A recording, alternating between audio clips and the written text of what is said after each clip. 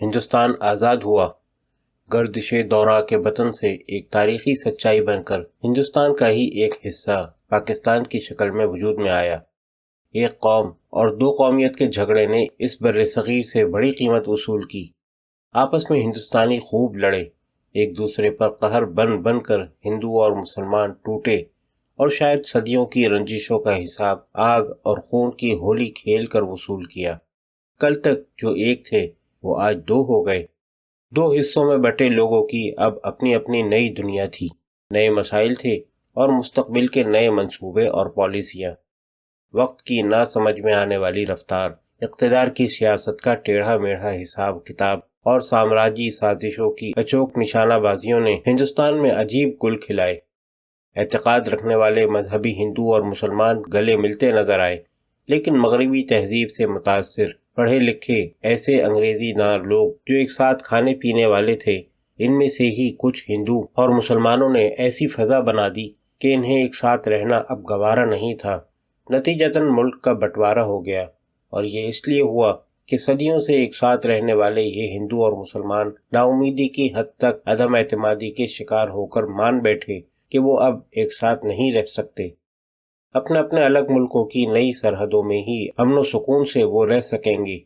ملک کی تقسیم کیسی بربادی لائی ہم پچھلے صفحات میں دیکھ چکے ہیں، پھر بھی ہندو اور مسلمان زمین بانٹ کر الگ نہیں ہو سکے۔ کروڑوں مسلمان اور لاکھوں ہندو ہندوستان اور پاکستان میں رہ گئے، انہوں نے اپنی تقدیر ان ملکوں سے ہی جوڑی۔ سینکڑوں برس کے میل جول سے پیدا ہوئی ثقافتی رنگینیاں اور اپنی حب الوطنی کے گہرے نقوش مٹائے نہیں مٹ سکے۔ مسلمانوں کی اقتدار میں مناسب حصہ داری کے سوال کو سلجھانے کے لیے ایک الگ ملک پاکستان بنا، کیونکہ غیر منقسم ہندوستان میں اس مسئلے کو حل کرنے میں ہم ناکام رہے تھے۔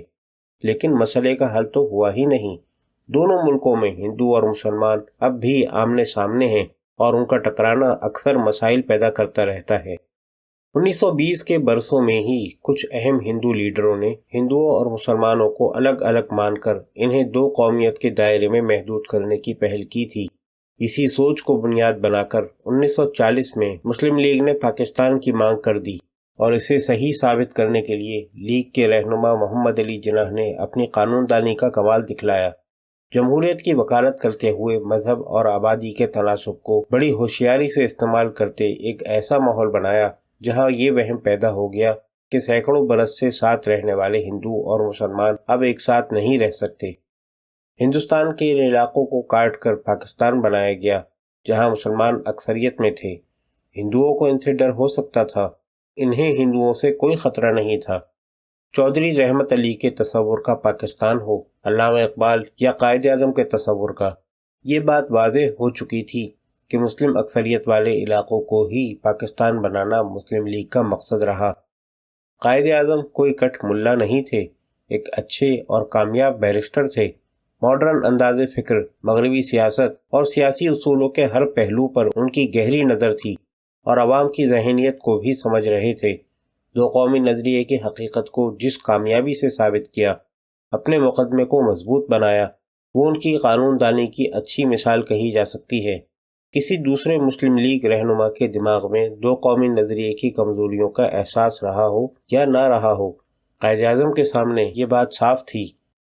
پاکستان بننے سے صرف 4 دن پہلے پاکستان مجلس دستور ساز میں اپنا صدارتی خطبہ پیش کرتے ہوئے 11 اگست سن 1947 کو انہوں نے واضح کیا تھا، آپ چاہے کسی مذہب، ذات یا قوم کے ہوں، آپ کے تعلق کل تک جیسے بھی رہے ہوں، آج ہم سب ایک آزاد ملک کے شہری ہیں، سب کے حقوق اور ذمہ داری یکساں ہیں۔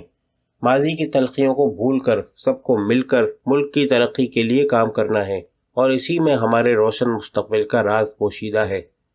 ہمیں کندھے سے کندھا ملا کر ترقی کے لیے سرگرم ہونا ہے۔ ہم اکثریت میں ہوں یا اقلیت میں، ہندو ہوں یا مسلمان، وقت کے ساتھ ساتھ یہ فرق ختم ہو جائے گا۔ آپ آزاد ہیں۔ پاکستان کے ایک آزاد شہری ہونے کے ناطے آپ کو یہ حق حاصل ہے کہ اپنی مرضی سے مسجد جائیں، مندر جائیں یا کسی دوسری عبادت گاہ میں عبادت کریں۔ آپ کا مذہب کچھ ہو، آپ کی ذات کوئی ہو، ان کا حکومت کے معاملے میں کوئی اثر نہیں پڑے گا۔ پاکستان کے پہلے وزیر اعظم لیاقت علی خان نے اپنے خطاب میں 14 اگست سن 1947 کو اسی نظریے کی تائید کی اور کہا، پاکستان ایک ایسا ملک ہوگا جہاں کسی خاص مذہب، قوم، ذات یا فرد کو برتر مقام حاصل نہیں ہوگا۔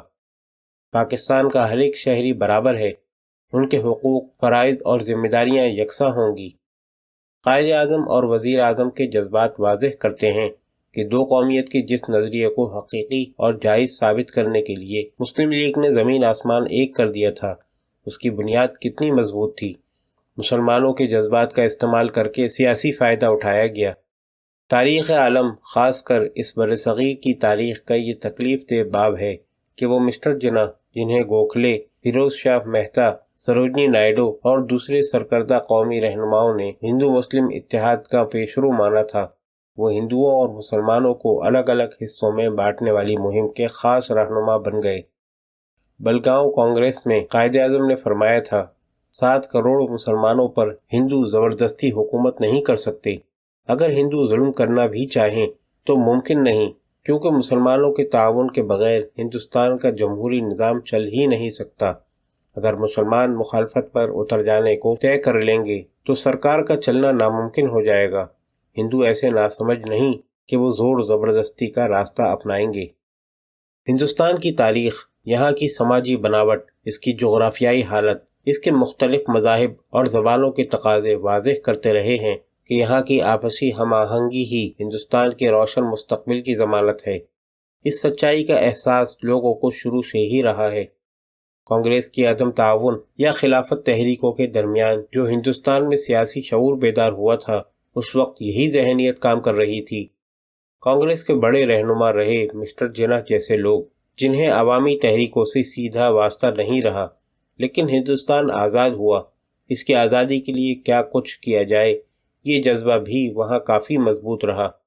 ان کا بھی ماننا تھا کہ ہندوؤں اور مسلمانوں کے درمیان اچھے رشتے اور آپسی میل جول کے بغیر ہندوستان کے اچھے مستقبل کی ضمانت نہیں دی جا سکتی اور نہ آزادی حاصل کرنے کی۔